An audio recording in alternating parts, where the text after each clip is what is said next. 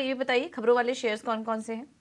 जी बिल्कुल पूजा, खबरों वाले शेयर्स में जियो फाइनेंशियल सर्विसेज की जो प्रेजेंटेशन आई थी वो इम्पॉर्टेंट है, ये आप समझिएगा। उन्होंने already consumer durable loan launch कर दिए अपने 300 स्टोर्स के जियो स्टोर्स में पैन इंडिया बेसिस पे।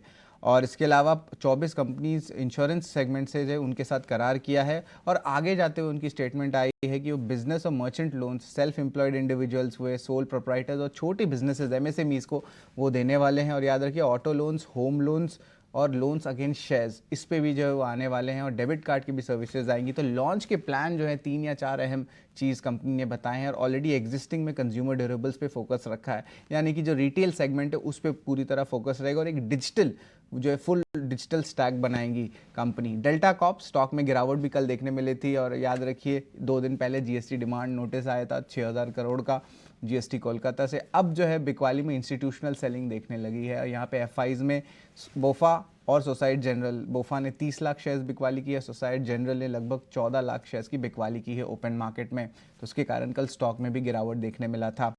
अब जो है सितंबर शेयर होल्डिंग पैटर्न चेंजेस के बारे में बात कर रहे थे। और यहाँ पे जो बड़े दिग्गज निवेशक होते हैं या बड़े पीएमएस होते हैं, जब उनकी स्टेक बढ़ती है तो स्टॉक में मोमेंटम देखने मिलता है, स्पेशली स्मॉल कैप और मिड कैप का। इसलिए ये इंपॉर्टेंट होता है कि हम आपको बताएं। सितंबर शेयर होल्डिंग पैटर्न्स में एक्सप्रो में देखेंगे आशीष कचोलिया ने अपनी स्टेक 10 बेसिस पॉइंट से बढ़ा के लगभग 4% कर ली है। और वही पराग मिल्क फूड के बारे में बताएं तो यहाँ पे 6 सेंस इंडिया अपॉर्चुनिटी फंड ने 25 बेसिस पॉइंट से अपना स्टेक बढ़ा के लगभग 7.5% कर दिया है। अब ये जो फर्म है ये निखिल वोरा द्वारा जो है एंटिटी प्रमोटेड है। सीक्वेंट साइंटिफिक में उनके सीएफओ पथरी वेंकट ने जो है इस्तीफा दे दिया है, तो एक नेगेटिव न्यूज़ फ्लो देखने मिल सकता है। वाटेक वबाग की एक नई पार्टनरशिप आई है पानी एनर्जी के साथ, जहां पे वो एआई लगाएंगे वाटर ट्रीटमेंट पे। तो इस स्टॉक को ज़रूर अपने रडार में रखिएगा। और इसके अलावा पिरामल एंटरप्राइजेस भी फोकस में माफ़ करिएगा, पिरामल फार्मा भी फोकस में रहेगा।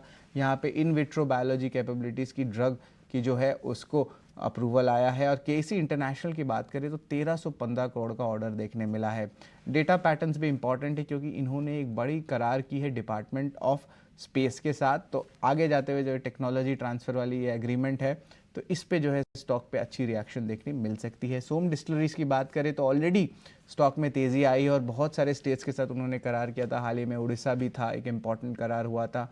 अब देखें यहाँ पे तो एक strategic contract manufacturing Jammu Kashmir में किए हैं। यहाँ पे वो डिलीवरी करेंगे कैंटीन स्टोर्स डिपार्टमेंट में।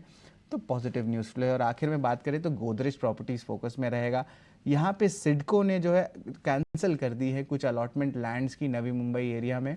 तो ये एक टाइप से नेगेटिव न्यूज़ फ्लो देखने मिल सकता है। कंपनी का जो बयान आया है कि उन पे फाइनेंशियल इम्पैक्ट जो है नहीं होने वाला है और ये चैलेंज भी करेंगे कोर्ट ऑर्डर में। हालांकि नेगेटिव न्यूज़ फ्लो है गोदरेज प्रॉपर्टीज़ में। तो ये सारे स्टॉक्स जो है दिन के रडार में आप ज़रूर ट्रैक करिएगा। और इसकी इम्पैक्ट एनालिसिस क्या होती है दिन के ट्रेड में, हम आपको 18 ऑफ स्वदेश में बताते रहेंगे।